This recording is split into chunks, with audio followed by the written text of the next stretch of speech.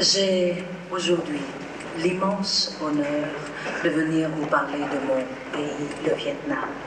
Si vous le voulez bien. 12 ans déjà se sont passés depuis la chute de Saigon, mais ce soir, oublions que sur l'océan, il y a toujours autant de bateaux de people. Oublions cela le temps d'une très belle carte postale du Vietnam.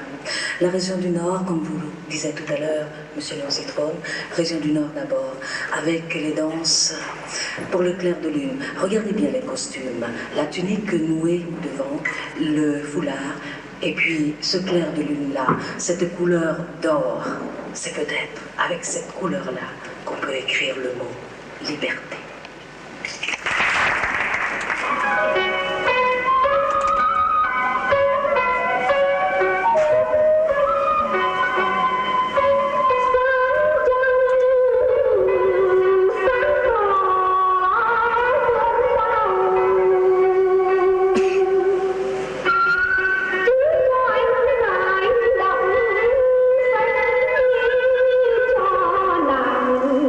Nàng